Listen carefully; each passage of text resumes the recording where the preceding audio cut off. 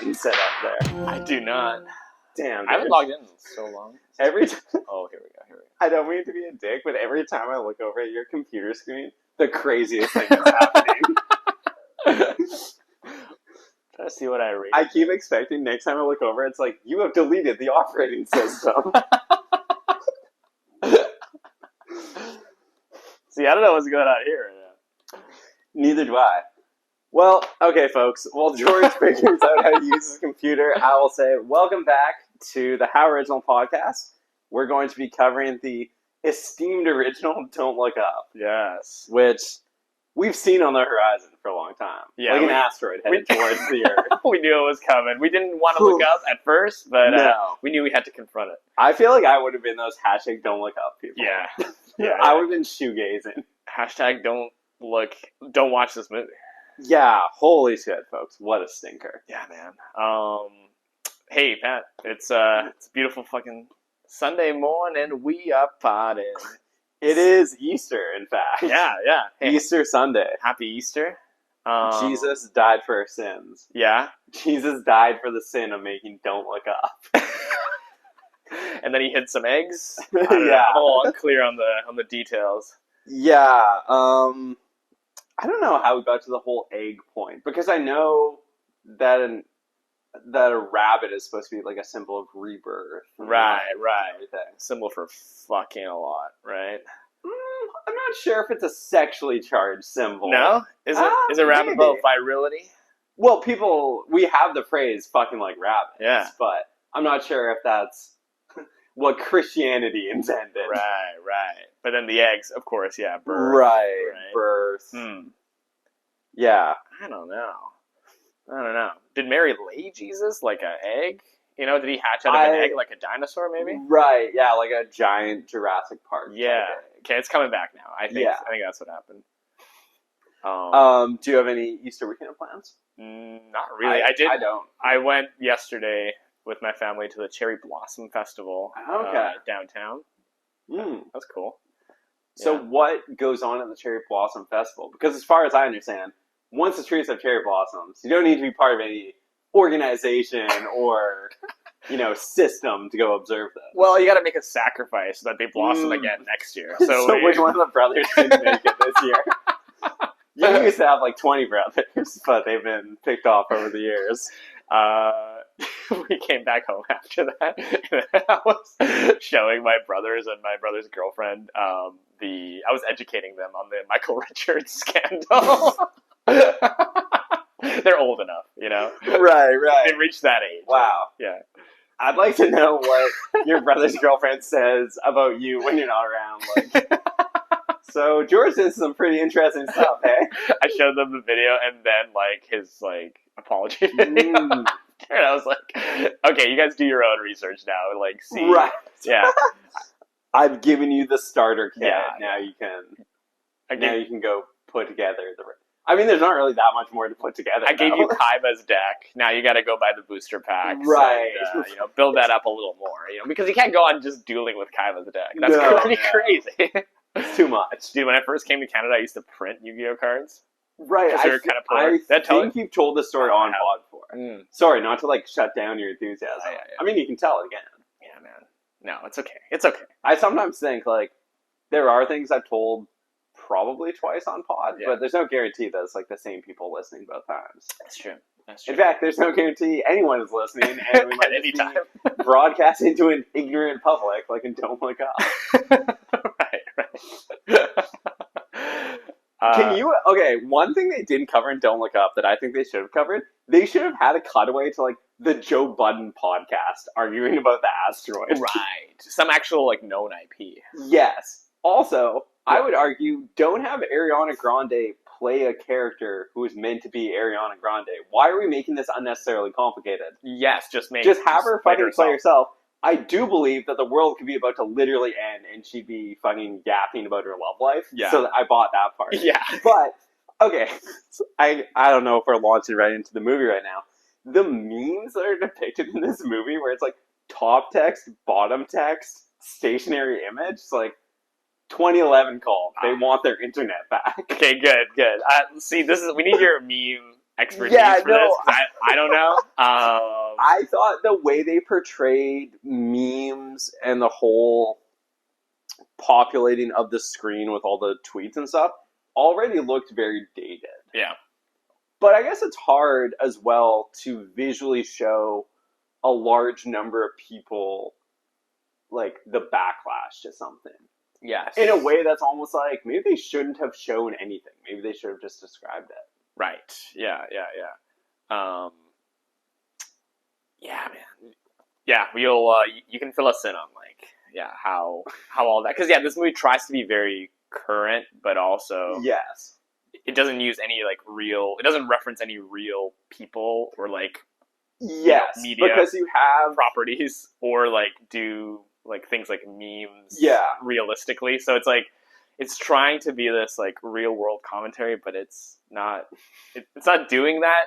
It's not actually referencing any real things. Right, so I think it should have committed to, like, we're going to get people from an actual talk show that exists in reality. Yeah, totally. Or why can't Ariana Grande just be Ariana Grande? Totally. Or Kid Cudi. Exactly. Let Cutter be Cutter. Totally. Of course, this is Ariana Grande, like, 3 races ago. She's evolved far past what she was in this movie. She's ascended. Yeah. So I mean, I guess we can get into the movie. I don't really have any Netflix or streaming news otherwise. I have life news. I did just go away this weekend. Oh, yeah, talk about that. The little spa getaway, dude. Yeah. Cucumbers on the eyes? Bro, not quite, but like, I mean, cucumbers in my tummy because we're drinking a lot of cucumber water. They did not have any, like, untampered water available for us. It was all like tinged with like it was either orange water, lemon water, cucumber water. I'm not used to like unflavored water now, dude. We're drinking. I'm used to a certain standard now. Exactly. Yeah. Used to. Cheers, buddy. Blue menu. Yeah. That's a healthy choice. We gotta feel good about ourselves. We just made a healthy choice. It was good, man. So it was like a spa in near Vernon, and we stayed 2 nights, me and Amanda, and it was like all my sauna dreams come true, man. It was like sauna Disneyland. They had 10 different maps. Holy shit, dude! 3 body problem just launched on Netflix. I had the 10 sauna problem. Right. I didn't know. Consciousness was divided between many saunas. It was like a Horcrux in Harry Potter. My boy was getting Horcruxed. Dude, I didn't know what to do with myself. It was just so much sauna to go around. But so the maps were very, very distinct. They had the maps being each sauna. Sauna. They had sauna classic, obviously. Okay. They had like herbal sauna, which has like, I don't know, little herbal essences in the air. I'm not sure. They had like saunas with like different views to like the outside. But then the steam rooms were a little more distinct. Like, so there was like the rose room with like a rose smell, and like there's like rose petals on the walls and stuff. There was like a salt room with like, I guess, like a salty kind of like aroma. Do they have a big salt block that you could just lick? They had a big salt block. We were not encouraged to lick. Dude, I would have been so tempted to lick it. Yeah.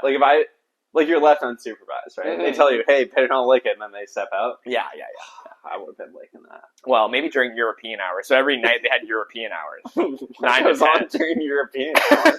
So you can go naked. Oh, okay, gotcha. Yeah. Right, because they're expected to just have a towel around yourself. Otherwise. And you can lick the salt block, I guess, if you want. Yeah. Well, it's demon time. You can do anything. That's right. You can go live on Instagram licking the salt block. Dude. Dude, European hours was crazy. I sat down. It was like a really, really steamy steam room.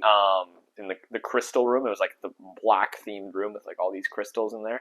I think it was like a eucalyptus smell in the air. So I sat down. I like didn't even know. I sat down. I didn't realize the dude beside me was just like fully nude. I like looked over one time. I was like, oh shit, damn. It was cool. It was good. It was a nice vacation. Man. I'm glad you got to hang out with as many naked men as you wanted. Yes. Amanda's like, I wonder why I didn't come back to the room last night. Just licking the salt block with a bunch of other nude guys. Nah, I'm joking, but that sounds like a very relaxing little trip. Yeah, dude, Yeah, it's and then super school is back on on Tuesday. Tuesday. Yeah. Right, because the kids get a 2-week spring break. Yes. Yeah. 2 weeks. I remember when I was coming up, like sometimes it was 1 week, sometimes it was 2 weeks. Really? Yeah, I think it was inconsistent. Or maybe they I think I heard that they changed it. I don't even remember how many weeks we got, but like, yeah, I heard that they changed it. You're like, I was just gone 2. for a month. Yeah. I don't know what they were yapping about. But yeah, it's tomorrow we're going to the Danny Brown concert, and then the next day Yes, gotta wake we up. are. Gotta wake up. I'm wearing a shirt from the health concert I went to on Friday night. That was very good. Nice. Also at the Commodore. So Nice. 2 Commodore appearances in one long weekend. Yeah, man. Pretty twisted. You're a regular. I am indeed. I got my In-N-Out shirt. Hell yeah. That Amanda got me from. I'll show the studio audience over here. That Amanda got me from LA. Nice. Yeah, dude. What were her notes on LA? She enjoyed it. She liked the Getty a lot, Oh, yeah. which I recommended she go to. TheGettyImages.com. Yeah. Yeah. I recommended that web address. Yeah. When she got access to the hotel room Wi-Fi. It's a good one. Yeah, no, she enjoyed it. Yeah, she went to like Santa Monica, which she liked, and Nice. she went to Malibu, which she enjoyed. Do you think Santa Monica by Theory of a Dead Man is like such a banger? Yeah, dude. That song is so good. It's so good. I love that song. I remember having it on multiple iPods in my youth. It's so good, but I feel like whenever I go to Santa Monica, like I want that area. Like, I feel like the energy of the song doesn't really translate to the energy of the vibe of the place. Do you know what I'm saying? Perhaps it's like too touristy and busy and like trendy. And the song's like dark and serious. Yeah. You know what I mean? Like, I feel like maybe at one point in time it coalesced. I mean, I think it's always been a very touristy area. Yeah. Yeah, cool. Yeah, man. Yeah, I haven't been away at all recently. I've just been hanging out and watching movies. You're holding it down, man. I'm holding it There's down. nothing wrong with holding it down. Someone's got to do it. Otherwise, they'll just fly away. Yeah, bro. The wind will. Leo was trying to hold it down. He was. Okay, let's get into this fucking movie. Yeah, man. 2021, Don't Look Up, directed and written by annoying lib Adam McKay, who we know from doing kind of R-rated comedies before transitioning into the We Live in a Society guy. Yeah. So, you know, you might know him from Step Brothers, but you also might know him from The Big Short. Right. Which, yeah, he has a lot of stuff to say. And Vice, I guess. And Vice. So he's gotten some, like, good reception, at least, on his recent, more, like, serious movies. And this one, I guess on paper, was supposed to be, you know, all-star cast, right? You got Leo, you got Meryl, you got Jennifer Lawrence. Yes. You got the whole Timothy. Jonah. You got Jonah. Dude, Timothy, repeat offender for the Netflix originals. Yeah. Timothy in a modern role, which I didn't like. I didn't like seeing him in a modern role. I mean, he was kind of weird and like almost this like post-apocalyptic skater type guy. So, I mean, that was almost fantasy, sci-fi coded, but like, I don't like him in a modern role. I didn't like anything about this movie. As I was saying to you beforehand, I think the problem here is you have Leo, J-Law, and Timothy Chalamet, and they're all looking ugly and weird and not how we're used to seeing them. I would argue if you have some very recognizable kind of sex symbol stars, maybe make one of them look weird, let the rest just be. Use them as intended. Well, I guess Tyler Perry was the only one they left alone. Right. I did like Tyler Perry. He was great, dude. He was great. Because Tyler Perry, wait, was it him or was it Cedric the Entertainer who was the lawyer in Gone Girl? It was him, yeah. Yeah. I like a bit of Tyler Perry just popping up here and there. He's awesome. He was awesome in Gone Girl. Yeah. Yeah, I was going to say also Adam McKay is an executive producer on Succession, and watching Don't Look Up this time, because I first saw it in 2021, now I'm rewatching it in 2024, I've seen more Succession at this point, and I did notice some similarities in the visual style, where it's almost like kind of that fluid documentary style. Mhm. There's often some blocking of the camera by people in the foreground. It's meant to kind of look imprecise. Yeah. I didn't like the editing at all in this movie with the use of stock footage, all the really quick cuts. Yeah. Hated it. Yeah. Terrible. Yeah. Couldn't stand it. I didn't love the editing. It was got a nom for best editing, which It got an offer for Best Picture. surprising. Yeah. Which I did place a $15 bet on because I would have won like $1,100 if that had hit. Honestly, not inconceivable. That It's not. The dumb Academy Out would have of chosen all this. the long shot bets, I feel like that's a pretty informed one. Yeah, I think so. Yeah, so this movie came out in 2021, but it was conceptualized and written by Adam McKay, well, at least the first draft prior to COVID, and it was originally inspired by global warming. Yeah. However, he saw the kind of response in society and like the discourse around COVID, I think made some slight tweaks to the movie, but he said it was basically what it was before. Right. He just found it even more relevant. Right.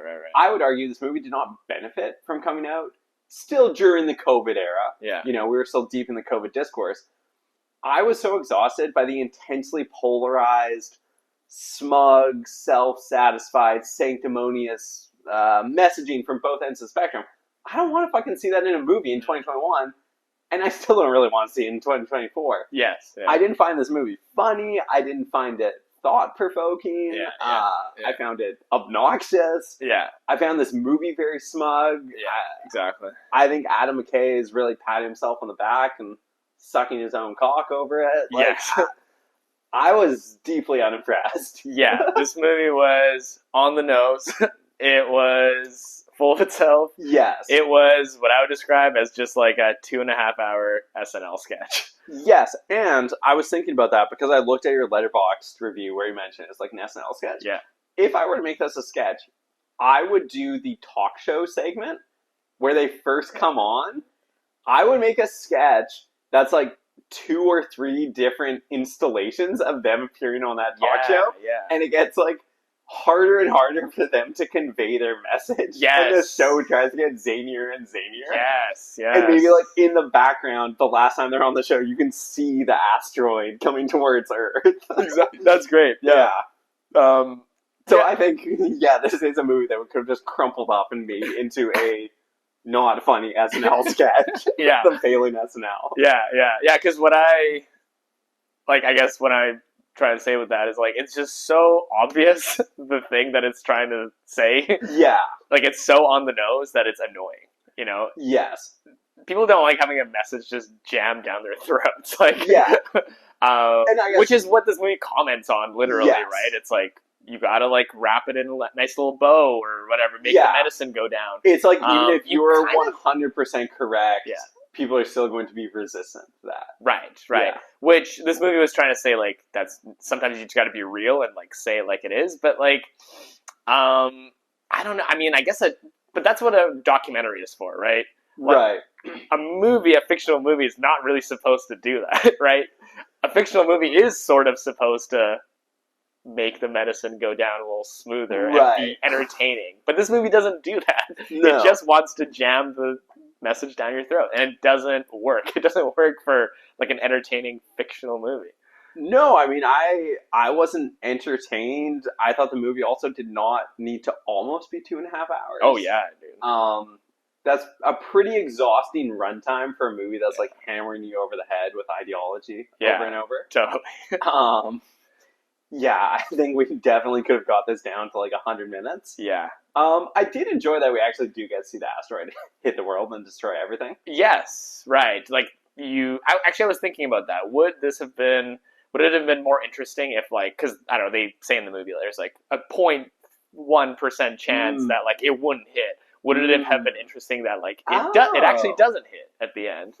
And it's like a close call, and it's like, okay, well, let's be better prepared for next time, and then maybe we don't learn our lesson again or something. I think that would be kind of cool too. Right? I think that would have been cool too. But instead, at the end, we get a dumb post-credit sequence, and the world is, in fact, destroyed. Oh my god, the post-credit sequence, like, dumb at a level that makes everything before it look intelligent. Yeah. I was gonna say, as the asteroid was about to hit Earth, I did have the thought, like, I'm different. I would figure out a way to survive. Yes. I'm like, I would get underground. I would, like, I don't know, be in a submarine or something. Dude, you're scrappy. I think. Yeah. I'm like, no, I'm not having the fucking Thanksgiving dinner where everybody's sharing their feelings. I'm like, I'm living. Right, that was going to be my question. What do you do? Because Tyler Perry at the end is talking to Kate Blanchett, who's like his co-host on this fake and they're talk just show. like getting drunk as hell. They're getting drunk as hell, and Tyler Perry's like, "You want to just like fuck? Like, what do you want to do?" And she's like, "I just want to talk trash about people." And then drinks vodka from the bottle. I'm like, sick. My kind of broad. It's sick. What would you do if like your last hour on Earth? I don't know. I feel like I would have invested time before that last hour to figure out like where to position myself for the greatest chance of survival. I suppose. Yes. Okay. Yeah, because the movie didn't really explore the possibility of like, is there anywhere we could go underground? You know, could we go to a deep sea research station and try to go there? Right.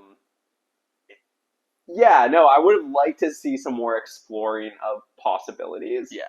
Like, you're telling me Leo is this brilliant scientist, and he's like, okay, it's going to happen. Yeah. Come on, man. You got something in there. Yeah. In that head of yours. I will say, though, I do find it the most stressful situation in movies for me is, like, when everyone knows they're about to die. There's nothing they can do. Yes. I do find that stressful. That's, like... Yeah. That's the scariest situation in movies. Totally. Not like, oh, there's a ghost and it's haunting the house. Like, whatever, that's bullshit. But the idea of being in a situation where it's like every single person knows they're about to die, I do find that very freaky. I watched an Abel Ferrara movie recently where that was the premise. And it was like the last day of life for everyone on Earth. And I'm like, ooh, that's terrifying. Yeah, that is very like claustrophobic. It's the opposite of a cozy movie. It's anti-cozy. Maybe sickos would find it cozy. Yeah. But yeah. I'm sure there's always one person on Letterboxd who's like, this is actually cozy. This is when I watch to unwind. I watch Abel Ferrara's 444 Last Day on Earth to unwind. Damn. Yeah, so I don't think we really set up the premise of the movie. Essentially, J-Law and Leo are two researchers, like astronomers. Not astrologers, astronomers. Yeah, astronomer. And they discover that there is a large asteroid, which I believe is about 5 miles wide, they say. An astro world. Coming right at Travis Scott through their speakers, baby. Headed towards the planet, and basically this asteroid will be an extinction event. It'll kill everything on Earth. Yeah. And they project that it will take about 6 months to hit the Earth. Yeah. And a lot of the movie is their attempts to get society and governments to respond and acknowledge the level of crisis. Now, okay, I think on paper, here's what I'll give this movie. Yeah. I think on paper that premise is cool. Sure, yeah, it's a solid premise. Yeah. Right? It's like they could have taken that idea and they could have taken it into some interesting directions, I think, right? Right. But it's just, it seems like every direction they take is like the wrong one. Lame and whack. Yeah. No, for sure. J-Law's character annoyed me the most in this because so her role in this is to be like almost like to be a stand-in for the audience. I think to me she was almost like the Greek chorus, right? Where she's just reacting to like the idiocy of like the people around her, right? And it's like, I can't believe you're not doing anything. Are you seeing this right now? Like she'll literally say shit like that throughout the movie. I didn't like this performance from her. No. It was so... Yeah. I mean, it's so on the nose. It's just like, get it? She's basically going, get it? This is how you're supposed to react. Yeah. This is not what they're doing. Do you think it would have been interesting if we had two scientists who made the discovery at the same time, but maybe one of them was convinced that it was going to miss the planet, and the other one was like, no, it's going to hit. That would have been very interesting. Yeah. Just spitballing here. Yeah, and I found she's like a laugh track, you know? Yes. She's telling us, you're supposed to laugh here. And like, the more she tries to tell the truth, the more society at large ridicules her. Right. while somehow Leo becomes the meme of like, oh, he's a sexy astronomer. Right, right. So there's meant to be the idea of like, depending on gender, your ability to communicate a message and actually be listened to might be affected. Yeah, I guess there's a... I don't think the movie really explores that super effectively, but they're meaning to show that because she ends up being the recipient of like sexist memes, whereas he gets praised. Right. Okay. Even though they're trying to deliver essentially the same message. Yeah. Well, actually, exactly the same message. Right. Although I guess she does it sort of hysterically on this show, right? Shrill and hysterical. Yeah. What's a problem? Which is like, she's not... I thought it was more of a commentary on Leo is like not a composed or confident speaker at all. Yes, but then he just gets like a leaf. But he just gets picked up. This guy's off the Xan bars the whole time. Yeah, bro. This guy's like Future. He's out like a light, dude. He's freestyling over Metro Boomin Productions. Yeah, man. But yeah, there's a little bit of that commentary for sure. Mm-hmm. I would say this movie also tries to comment on so many different things that it maybe needs to pick a core thing and pick a lane to it. Yeah. It tries to really be everything. Right. It's commenting on like media, on like capitalism, on like government, on I guess a little bit of gender stuff, on like there's a lot of dip on that ship. Yeah, dude. So to speak. Totally, you're right. Yeah. Okay, Leo's performance annoyed me too. Oh yeah. As I texted you last night, I'm like, his ass does not know science. I just don't buy him as this like super nerdy scientist who trembles when he has to publicly speak. Yeah. I kind of like... Am I wrong for thinking that? I'm like, I just don't... I almost feel like his character would have been good. Like, I feel like I think it's a good character, actually. Yeah, I just don't think it's for Leo. Yeah, maybe it's not for Leo. I didn't mind him, honestly. I would say he was maybe my favorite part of the movie, and Tyler Perry, if I had to pick, like, a favorite. And I think I like the arc of his character, too. So this arc of, like... So you think he's this bumbling, kind of, like, nerdy scientist who, he's, like, palms are sweaty, mom's spaghetti. He needs Xannies to, like, go out and speak in front of a camera and, like, explain to this, like, dumb audience that, like, the world's gonna end, but, like, he can't do it too, like, directly or otherwise, like, people are gonna get turned off. Right. Okay, he thinks he's not gonna be good at that, but then he turns out he is pretty good at that, and the audience really likes him, and he, like, polls he gains a Twitter following, and people make memes about how he's sexy. Right, and he sort of gets, like, very comfortable with that, right? And he sort of becomes almost like a Bill Nye type, like, this sort of populist Bill scientist. Nye, the nagging guy. Bill. Yes, no. I agree with everything you just said. Yeah. Bill Nye, the horny for 19-year-olds guy. Okay, so I'm trying to decide what I want to talk about next. I don't really buy the affair that Leo's character Teddy has with Cate Blanchett, the anchor. Here's the thing. Is this movie saying that, like, every nerdy, anxious, Xanny-popping guy wants to bang some, like, hot bimbo? Because at first... she is meant to not be set up as a very serious character. Right. Later, when they're in bed after one of their encounters, he wants to get to know more about her. And she reveals she actually has all this education and, like, serious credentials and everything. Yeah. So it's like, oh, she actually is... she's got depth. Yeah, it is maybe playing a character when she's on the show. Yeah. But he's attracted to her and fucks her when he thinks this is just a bimbo who isn't, like, a serious person. Would it make more sense if during... one of their conversations off air after the initial appearance, she reveals all this stuff about herself, then he becomes attracted to her? That seems more in character. Yeah. Because I'm like, really? That guy is just... he's like, okay, fuck it. Whatever. We'll have sex. I think you're right. Yeah, that's true. I think the movie either needs to communicate more that the asteroid is causing, like, a widespread societal abandoning of values, and everybody's like, our previous promises to each other mean nothing. Let's just all... make love as the world ends. Right. Or he needs to see something in her that she doesn't reveal to the public. Yeah. And then they go on to have this affair. That's true now that you mention it. Because at first I'm like, it sort of represents how much the fame is getting to his head, and he's just like, he wants to be this rock star now, right? He's really like embracing the fame, right? That's coming with this newfound sort of role as this like being the public's hot scientist, right? Magazine covers. It's a tough job. Somebody's got to do it, right? Like that's kind of how I read it. Is that he's just like being a rock star, right? Yeah. But that makes more sense for his character. I think you're right. And I think, to your point, the movie could have done a better job of showing that, like, maybe the fame does get to his head a bit more. Right. Maybe he does lose sight for a little bit and enjoy the role of being a celebrity before he realizes, wait, this is meaningless. We're all going to die anyway. This isn't why I became a scientist. Totally. Yeah.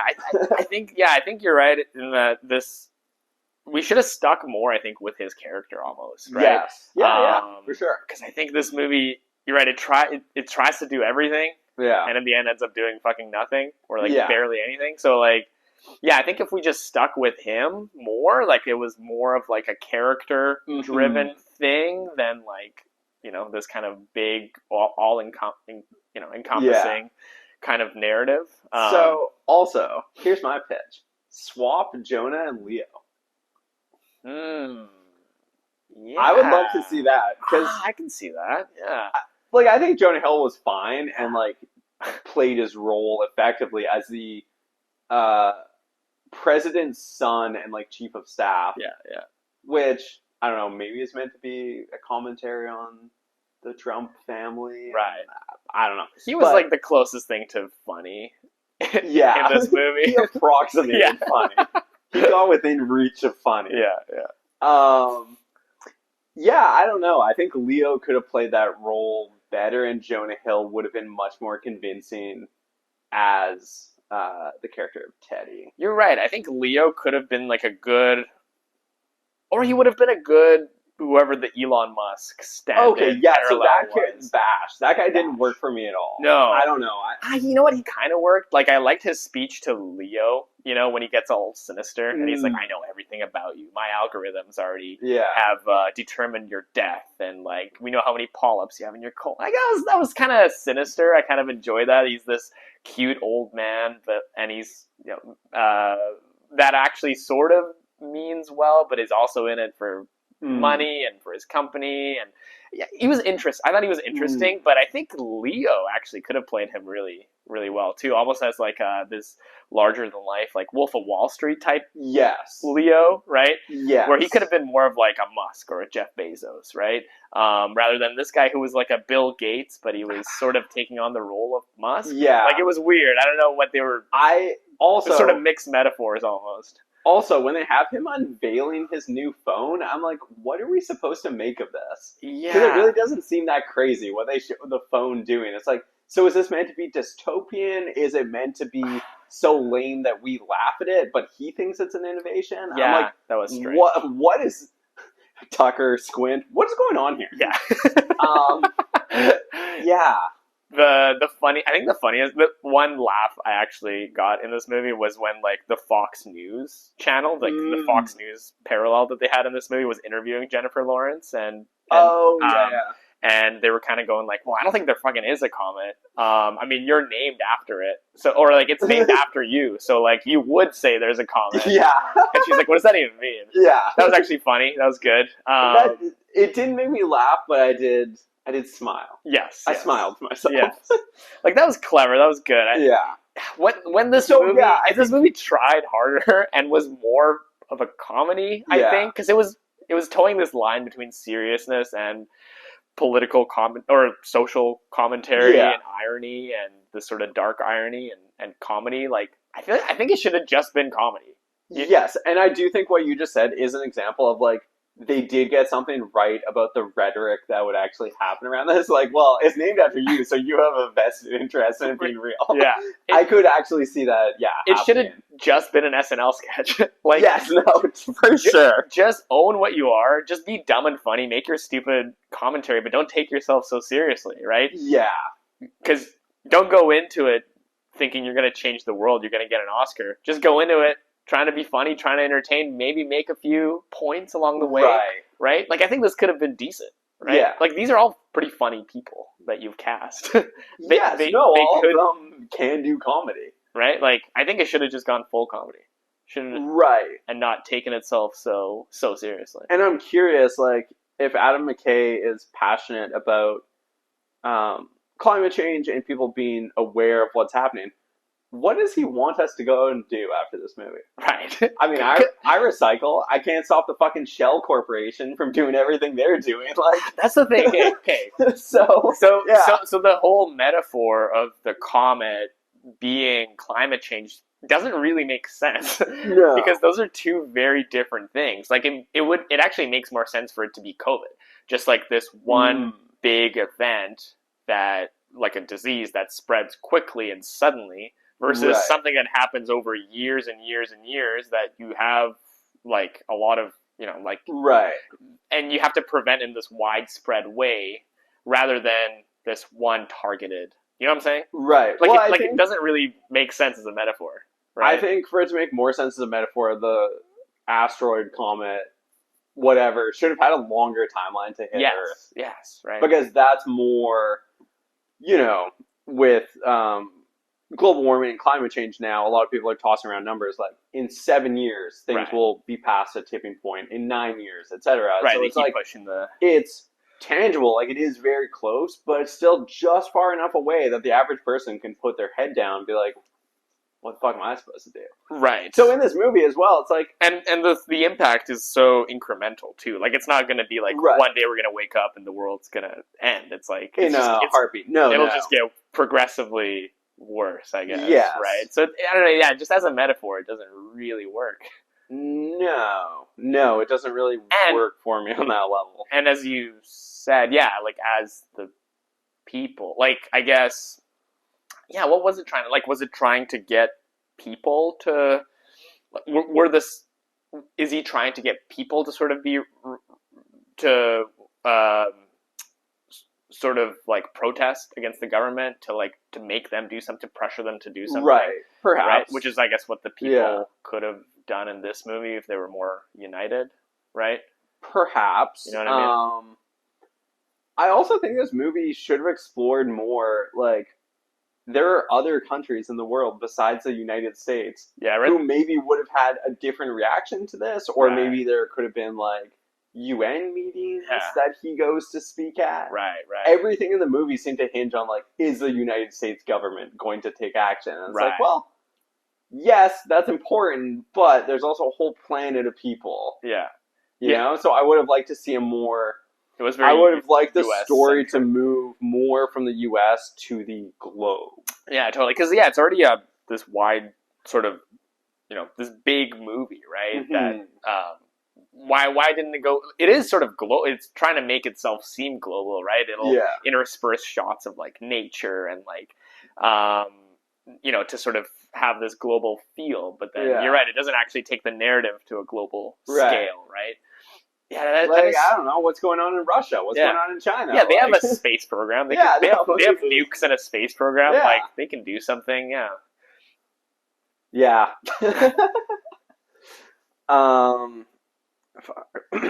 Right. Like for COVID, the world's sort of more or less united, right, to sort of stop the spread or whatever. Mm-hmm.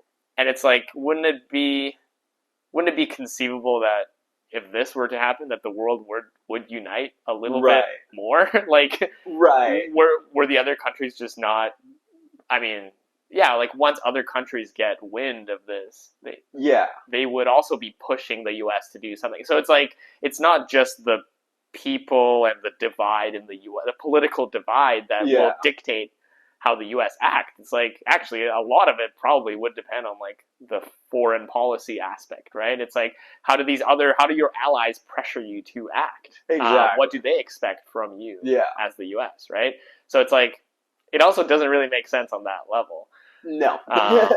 On sort of a political level. What do you think is a better movie, this or Leave the World Behind? Ooh, I think Leave the World Behind, for sure. I think so too, as much as it pains me to say that. I think Leave the World Behind is at least more interesting. Yes, totally. Not that I think that really works as a movie overall, but And it's like a better made movie. Like, I know you didn't like the sort of the stylistic aspects of it, but I kind of enjoyed him, and I think it was more controlled or something, or it was more competent, I think, at achieving its vision, what it wanted to achieve. It had more of a focus. Yeah. Yeah. Okay, here's my big... Well, I don't know if it's my biggest nitpick. One of my nitpicks with the movie.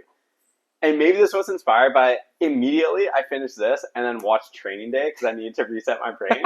But you know, at the beginning when Ethan Hawke meets Denzel, and then he's like, you know, if you won't let me read my fucking newspaper, tell me a story. Yeah. And Ethan Hawke tells a story that he thinks is impressive, but we made this DUI traffic stop, and it turns out the person had blah blah blah, and we prevented a murder. And then Denzel's like, wow, so all that just to tell me you worked with a female officer for a year and you like didn't even fuck her. Yeah. Like, what happened? I think Leo and J-Law should have just fucked in this movie. Right? So if we're going to have Leo's... Like, why wouldn't they? So if we're going to have Leo's character step out on his wife... Yeah.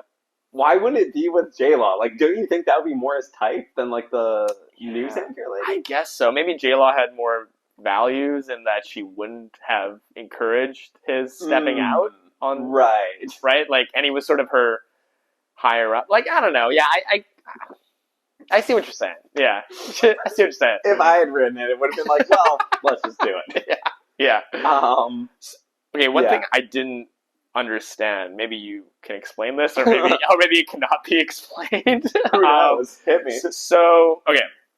So Meryl Streep in this movie, yes, as the president, is the president. Who she's sort of like a Trump. She's meant to be kind proxy. of a ludicrous figure, I think, who is not fit to lead the nation, essentially, and I think is meant to be right wing. Yes. Yeah. Yes. I think we Adam McKay... Well, no, I think it's pretty explicit. I think Adam McKay definitely has contempt for this character. Yeah, definitely. But go on. Yeah, I think just how she's represented at her rally at the end, right? Yeah. She's got that... I mean, the ball cap is... Yeah. That kind of says it all. But, and I think they're sort of talking to more of like a working class America. Yeah. Rednecks, as Jonah Hill says. But, so... At first, her reaction is like, whatever, like, you guys are overreacting. Nothing, this asteroid's it's not going to hit, don't worry. And then later on, she sees that it will be advantageous to her to act on it because people will respond better to that and they'll vote her in in the next election, right? Then she's about to destroy the asteroid, right? But then, Elon Musk or his stand-in in this movie says, no, let's sort of blow it up into a million pieces and then harness its minerals or whatever, right? Let's because it contains trillions of dollars worth of whatever deposits. Yeah. And then at some point, there's like the two hashtags. So when the comment starts appearing in the sky, yes. There's the sort of the left wing has the hashtag just look up. It's right there. Don't you see? Which it's coming. If I can offer some branding advice, hashtag look up. Right. It's cleaner. Look up. Drop the from Facebook. Hashtag look up. And then the sort of the right wing has the hashtag opposing hashtag, sort of the Black Lives Matter, White Lives Matter, or All Lives Matter. Yeah. And then just look up versus don't look up. So the don't look. So I think the right wing sort of their messaging is that it just ignore it, right? But then she's actively trying to do something about it, right? So I don't know. I was getting a little confused about is she saying ignore it but I thought that she was supporting this Elon Musk guy in actually harnessing it, right? Well, I think. Right, so I guess I'm a little confused by that, but I think maybe her messaging to the public is I'm going to take care of this. It's not a concern. You don't need to panic. And then the messaging with the Elon Musk bash guy is okay, we'll act in your best interest, and you will continue to fund me, and I will hold on to my power. But of course, the irony being, if the thing hits the planet, everyone's going to die and nobody can profit from this. Yeah, so, yeah, yeah. what will the point have been? Right. And then at the end of the movie, they escape into a spaceship Yeah. and travel, I don't know, hundred or tens of thousands of years and get unfrozen. Right, they find a planet that's in the Goldilocks zone, and Yeah. they exit naked for some reason. I don't guess because they were in the cryopods Right. or whatever. But yeah, you could argue, couldn't you include some clothing on the spaceship? Yeah. Especially if you're, now that I think about that more, if you're going to an unknown planet tens of thousands of years in the future, like, I'm sorry, I don't want to be butt-ass naked. Yeah. I want, give me a jumpsuit or something. Yeah, give me a cool Fallout Give me something. jumpsuit, dude. Give me a gun and a jumpsuit. Yeah, they seem very unprepared for any sort of alien encounter. Yes. Yeah, so right, because they encounter aliens and get aided up. They get God. They get God. Which, yeah, now that I think about it, has a movie ever had a mid-roll credit sequence at the end where I'm like, oh, thank God they included this. Right. This goes back to my whole stance of being anti-encore. Yeah. Give me the shit. Yeah. Yeah, talk about your anti-encore stance. Yeah. So I was at the health show, and not much for banter. They just stood and delivered, all the bangers. Yeah. And then the lead singer, I think maybe it was 2 songs from the end. It was either 1 or 2 songs, being like, hey, I'm not much for crowd interaction, as you probably guessed. So I'm not trying to patronize you guys, but this has been one of the best shows of our tour so far. We're going to play 1 or 2 more songs, and that's it. And we're not going to do an encore. Nothing personal. We just don't do that. But also, I will say, one of the band members who is kind of more the face of the band and does a lot of their social media, he was around, just walking the floor afterwards and engaging with all the fans. And, right. So I think the fan community is super active. Yeah.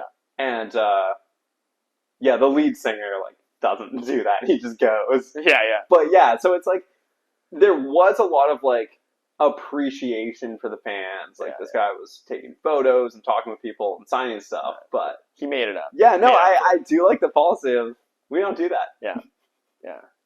I'm more of a Marshall Mathers LP guy myself. Yeah, I'm not where he shoots himself at the end, or he shoots a crowd and then he shoots himself. Yes, that's right. Yeah, I'm not much for a big weenie or Rain Man. Right. Personally. Although I think encore is underrated. What does your boy Noah Kahan do? We were talking about this guy earlier, who I don't know about at all, but is next up apparently. So Big Noah did he did the thing of he did his Stick Season, his biggest song in the encore. Stick Talk. It was the encore. Ah, okay. Yeah. Right, because it's I feel for an encore, you almost need to withhold your third biggest song. Exactly. Yes. I don't think it should be your biggest song. I think it should be second or third, or maybe a classic, right? Yeah, a throwback. I was asking my friend Gareth, who's in a band. I'm like, what do you think about encores? I was telling him about this thing at the health show. He's like, well, I think that's cool, and I guess one day it would be nice to be big enough to not be able to do it. But he's like, we're playing in smaller venues. We kind of need to, keep that bond with the crowd. Yeah. And then I was asking him, do you pick a certain song to withhold? And he's like, yeah, generally we know what song we're going to play for the encore and kind of exclude it from the set. Oh, right on. Yeah. So there's a strategy as to what you do. Okay. Which I thought was interesting. But yeah, I no encore. Call me crazy. Can I get an encore? Do you want more? And then you were telling me about going to the Mitski show where it was super young people attending the concert, and they didn't seem to know about encores. They just laughed. So, after she finished playing, perhaps she would have come back out if there had been cheering and chanting, but people were like, well, it was crazy because it was mostly teenagers, and I'm pretty sure it was all their first concert. It was an all ages concert. Outdoors, and it was dark as hell, so I think they all just needed to get to their rides. Their parents were picking them up. Their parents were honking in the parking lot. That's really funny. Yeah, man. No, I'm a bit of I'm an encore whore. I'm a sucker for an encore. Encore. Do you want more? Cooking raw with the Brooklyn boy. Dude. I don't mind an encore. It gets me going. It gets me going. I like it. Have you seen the Miami Vice movie, which cold opens with Numb Encore playing in a nightclub? Oh, does it? And you That's don't know what the crazy. fuck is going on. Dude. Michael Mann absolutely snapped on the Miami Vice movie. Holy shit. I don't think I did watch that. It's Jamie Foxx. super good. Yeah, Colin Farrell. Yeah. Colin Farrell, who later said, like, I went to rehab as soon as that movie wrapped. I don't remember making any of it. He's like, but it's still a classic. Hell yeah. It's like David Bowie recording station to station. And being like, I don't even know what happened. Just no recollection. Yeah. So crazy to record, like, some of your best songs and just not even remember. It is insane to create something and then be like, I don't remember. To create something, though, that's, like, transcendent. Yeah. Yeah. And that's, like, arguably his best. Maybe, like, top 3 for me. Okay, yeah. But, like, I think at least one of the songs there is, like, a top 3 songs. It's like, Right. It's just mind-blowing, dude. Do you think Noah Kahan will ever record an album and be like, in retrospect, I don't remember any of it. I was too gone. Because I don't really know Noah Kahan. I've only watched the music video right before we started recording for Stick Season. Yeah, yeah. And his persona seems like very sensitive, very kind of like soft boy, kind of that like stomp, clap, hey music, like the Lumineers almost. Yeah, yeah. Lumineers tinged. Yes, that's him. Yeah, Is maybe like my closest comp based on one song, but I might be off. No, you're right on Okay. the money. Yeah. Do you think we'll ever record a podcast and not remember it? Maybe. Is it going to be this one? Well, it's funny you say that because as soon as we stop recording after every podcast, I'm like, what did we even talk about again? When we try to write the write-up. Podcasting is a medium where you can do it stone cold sober, press stop, and then it's a complete mystery what you talked about. I think if we only did like one podcast every 3 months, maybe it'd be easier to recall. But when you're doing them at a weekly cadence, it's actually very easy to forget what you did. I was going to ask you about another concert thing. What is your stance on like talking in between songs when artists like sort of chat with the crowd? Do you like it? What's your banter sort of stance? I think a normal tolerance for banter. I think you can definitely overdo it. Yeah, totally. But most times I've seen artists talk between songs. It's like pretty minimal and maybe adds to the show. Yeah, as opposed to like detracts. For sure. I think who's our boy? Alex Cameron did it really well. Yes. He had a was good amount really of it. funny. Yeah, and he was funny. But it wasn't between like every single song. Exactly. But he did add some funny asides. Totally. I've seen like Father John Misty do some funny stuff. Yeah. But yeah, I think used sparingly. Exactly. It's good. Yeah, what about you? Yeah, I agree. Yeah, I err on the side of like, don't do too much. You know, I'd rather less than more, for sure. Yeah. What do you think about talking at the start of the show versus just coming out and like immediately going into songs? Oh, definitely just go in. Yeah. Go in. Give me like 3 songs back to back to back. Yes. And then maybe do a little intro, a little introduction. Yeah. No, I agree. Yeah. I think you should just cold open. Yeah.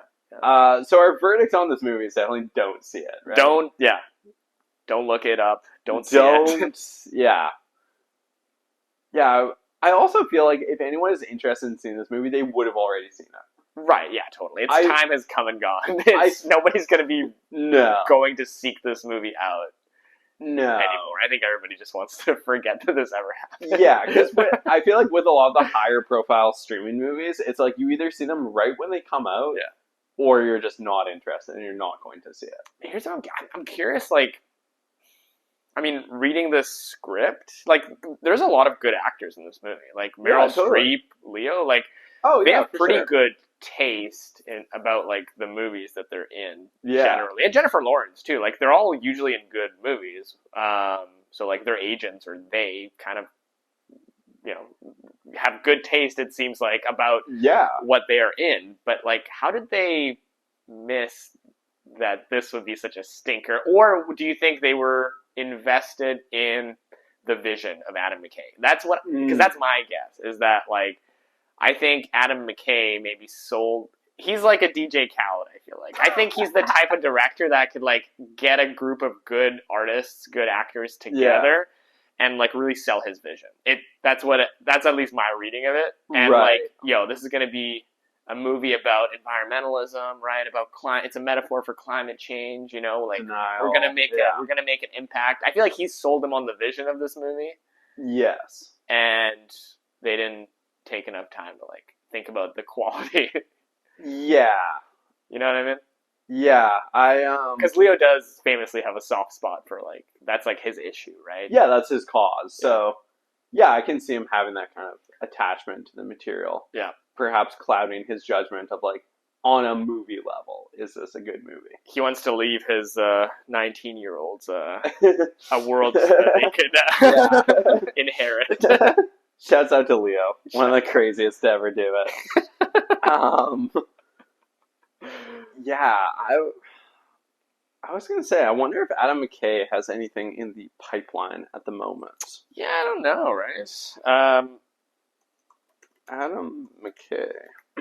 Yeah, like he really put a great cast. I mean, Kate Blanchett, Kid Cudi, Ariana Grande. Wait, hold on. Adam McKay's climate change movie will star Amy Adams and Sam Rockwell March 4th this year. Oh, no. So, this motherfucker... He didn't learn, man. He did not learn. I mean, that's the thing, is I feel like because of this issue, even the reactions on this movie were politically divided. Yes. You know what I mean? Because this has like 56% on Rotten Tomatoes. Yeah. So it's like, it's almost like, it did truly divide people, I think, in that I think a lot of people wanted to like it because of its messaging. And I think a lot of people hated it purely because of its messaging. But it's like, I wish this was something that we can all agree was like not good despite its good intentions. You know what I mean? Right. Yeah, and it's not that I fundamentally disagree with some of the messaging. Yeah, of course. I just don't think it's good as a movie. Yeah. We both said the premise was cool. I feel like I should say I do believe COVID was real. I do believe climate change is an issue. But also that I just don't like this movie. I believe that this movie's not good. Yeah, I believe this movie fucking sucks. Exactly. Yeah, so 2 thumbs down. And I don't think I will be checking out what Adam McKay cooks up next. Yeah, no. Which it sounds like is very climate change driven. So what else has been going on with you? Movies, books? Reading? Yeah, I've been reading a lot, mostly. I read a lot of Elena Ferrante's Troubling Love at the resort that we were in. Okay. Yeah, in the reading room of the resort. They don't let you read anywhere else. They're like, if reading happens on this property, it needs to be supervised. Yes. You need a spotter, dude. You need a spotter for reading. Here's my question. Do you ever take books into like a sauna? No, because some I've never people done read that. in there, but I don't think it's very good for the books. You're not really No. supposed to. Yeah, no. Because it would warp them, right? I don't think you're supposed to take it. It would be a warped tour. I don't even think you should take your shorts into a sauna. Right. Yeah. Yeah. That's fair. Yeah. European hours, dude. They changed me. I'm reading very negative reviews of Don't Look Up, which I will share once you're done sharing. Oh no, yeah, I fucking love that book. I'm just obsessed with. I'm gonna read her whole bibliography right now. I think I can't stop reading. She might be my favorite author right now. For next week, let's do the good Netflix movie that Maggie Gyllenhaal did. Yes, The Lost Daughter. Yes, let's do that. The Lost Daughter next week. Let's fucking go. I'm so Ferrante pilled right now. Yeah. Ferociously Ferrante filled. Yeah, I'm unfamiliar with her books, and I don't think I've ever seen any adaptations. I think you would enjoy. I don't think you would enjoy all of her books. I don't know if you're a coming of age guy, but she does a really good. Not as much in book form. Yeah, fair enough. Yeah. She does do coming of age really, really well, but this recent book that I'm reading is the first non-coming of age book that I've read of hers, and it's really good. Okay. So the age has already came. Yes.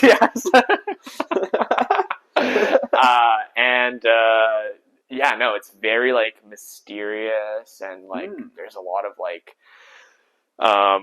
yeah, a lot of depth to it and a lot of mystery, and it's very like she does a really good job of expressing like a person's like interiority and their like weird internal thoughts and like thought processes.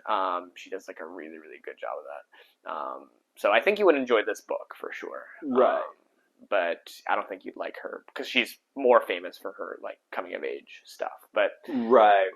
But The Lost Daughter is probably the one I'm gonna read next because I've seen the Netflix movie already. Okay. But I do want to read that one as well. So yeah, dude, fully Ferrante pilled. Nice. Nice. That's basically it. Maybe I will read The Lost Daughter after we watch the movie. Yeah, man. If I enjoy the movie. Yeah. I suspect I will. I'm very, very curious what you'll think of the movie. I don't know actually that you'll enjoy it. I'm very curious. I loved it. Would love a gamble. Then. Would love to hear your perspective on it. Okay. Yeah. Cool. And I'm excited to rewatch it and see how it stacks up against my memory a bit, which is very good. So I think I like almost watched it a year ago, or maybe I watched the first few minutes and I wasn't set on it, so I watched something else. Yeah. But yeah, cool. I've been in the Richard Gere verse, which is a crazy place. You're a gearhead. I'm a gearhead.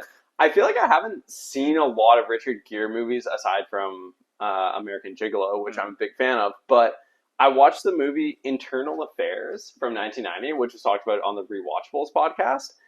What a fucking crazy movie, because he's like the most corrupt cop ever, who has 8 children from 3 different marriages, another on the way. He's killing people. He's cucking everybody. He's doing psychological warfare on Andy Garcia, who is the internal affairs investigator trying to take down Gere. Right. It's fucking deranged. Damn. It's so good. It does sound good. It's extremely pat-coded as a movie. I love crooked cop stuff. Yeah. And like weird psychosexual stuff. I feel like people didn't really know as much about cucking at that point. Right. The average person didn't know it was a whole like porn genre at that point. So it's a movie that's aged weirdly well, knowing what we now know about the psychology of being a cuck or cucking people. Interesting. Yeah, it's fucking crazy. Yeah. I gotta watch that. Internal Affairs, highly recommend for all you folks out there. Then I watched An Officer and a Gentleman, which is one of the like big early Gere performances. Yeah. It's kind of interesting because like on the surface, it's kind of similar to Top Gun. Yeah. But the subject matter is handled in a very different way. Is it a flying? Well, it's like a young naval officer being trained with aspirations of becoming a pilot. Yeah. Due to, I think, budgetary constraints, they never show a single flying scene. And they shoot it in Port Townsend, which is a site of some Easton family vacations in the past. Oh, really? So I think it looks fantastic on film. And also, like, it's crazy that this movie opens with a scene where it's implied that Richard Gere has had a drunken foursome with his dad and 2 chicks. Crazy. And it's, like, probably not necessary. You can because from within that scene, you launch into flashbacks which show the character's fucked up life. So it's like you don't need the implication that he's had that foursome. It's a wild way to hook you into the movie. You're like, whoa, okay, I'm watching. So that's like a good movie, like good love story. Hold on, I'm trying to piece together your what happened here. So on Tuesday, March 26, 2024, you watched the movie Stealth, which you rated 2 stars. I remember seeing as a kid from Blockbuster with one of my friends. I saw it with my mom in the theater. Yeah, man. That movie where the plane downloads every single song on the internet and then starts listening to like emo music or rock. Was Jessica Alba in that movie? Yes, Jamie Foxx, Jessica Alba, and I forget who the white guy is, but he's like not a big movie star. Whoa. Like he never really went on to have much of a career. Dude, Jessica Alba. She was so fucking hot in that movie. What a fucking moment she had, you know? Yeah. Like, okay, like, as far as sex symbols Jessica Biel. Jessica Biel. Yes. Because I'm like, oh, wait, I just saw her a while back in The Sinner where she was really good. Jessica Biel. Yeah. Who do you think was more of a sex symbol, Biel or Alba? I don't even really know. Yeah. I'm trying to think if I can picture what Jessica Alba looks like. Oh, dude. her in Into the Blue. What if I Google Jessica Alba versus Jessica Biel? What's gonna come up? Side by side pictures.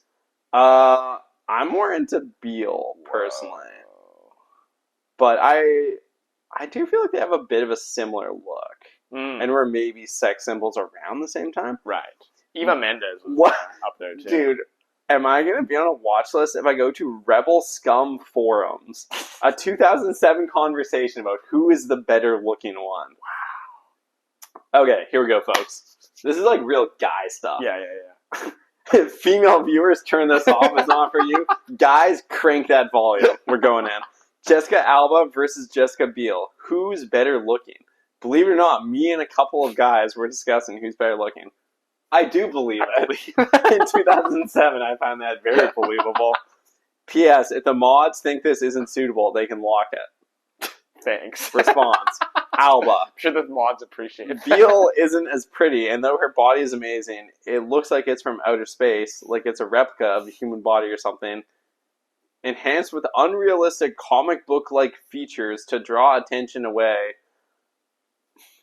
That's odd, because I just saw Stealth, and I'm like, yeah, her body's crazy, but it's like... It's not preposterous. I don't think it's like the Instagram body standards that would get perpetuated later.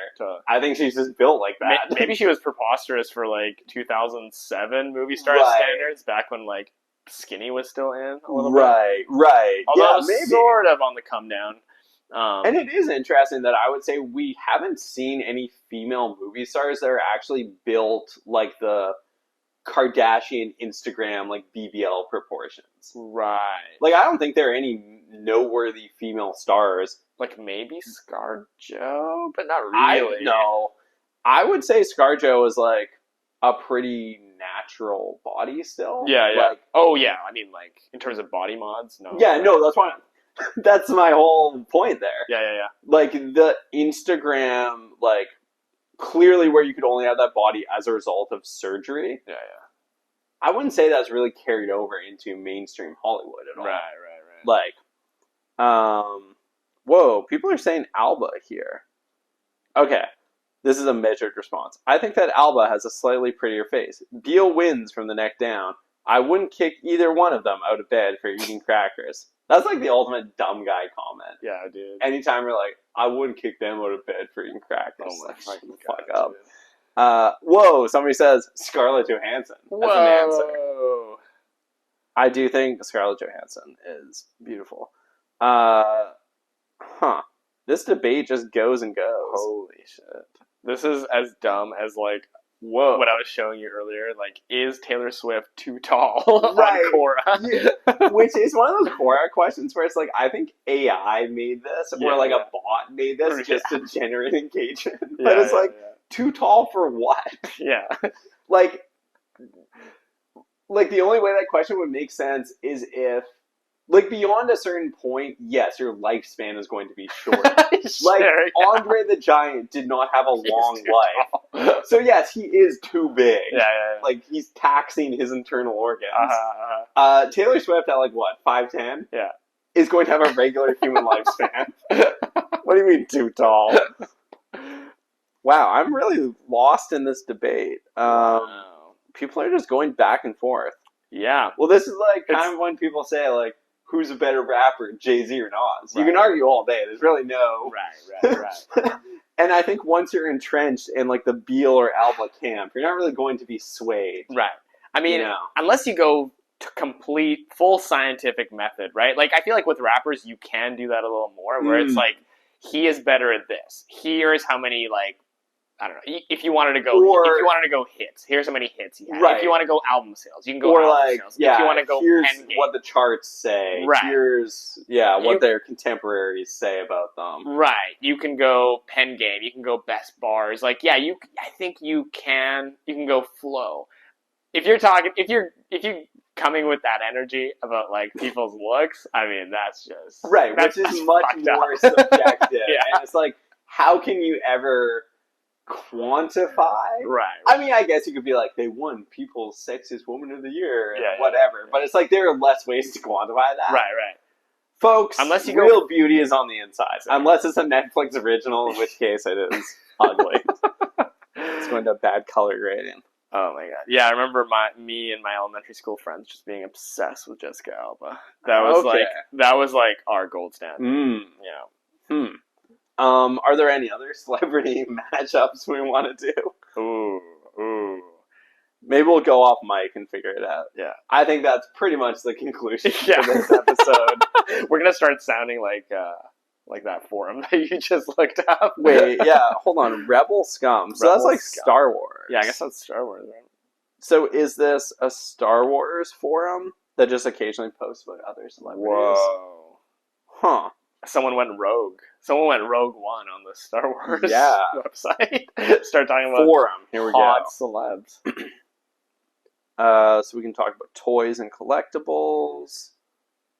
Okay, so it seems like most of the dialogue here is Star Wars and merch driven. But neither Alba nor Biel are part of the verse, so that's weird. Honestly, I don't even know who's a part of the Star Wars verse anymore. Yeah. I feel like you could just lie to me and I'd be like, sure, yeah, they were in the movies. Yeah. Because there have been a lot of movies and TV shows that I haven't seen at this point. Yeah. Well, Bill Burr is part of the verse now, so like anything goes. Right. Nothing's off the table. Oh, and it seems like some threads are geographically organized. But maybe... Wow. Okay, let's see what's happening. New Star Wars store in Austin. Okay, so it's all pertaining to like Star Wars stuff happening geographically. Right. But in 2007, things were pretty fast and loose. Yeah. Because we were just like ranking women. Yeah. Yeah, Dude. All right, folks. Well, that about does it. Check out the Lost Daughter episode that we'll be doing next week. Oh, yeah. And, yeah, stay safe out there. Hashtag just look up. Yeah. Bye. Bye.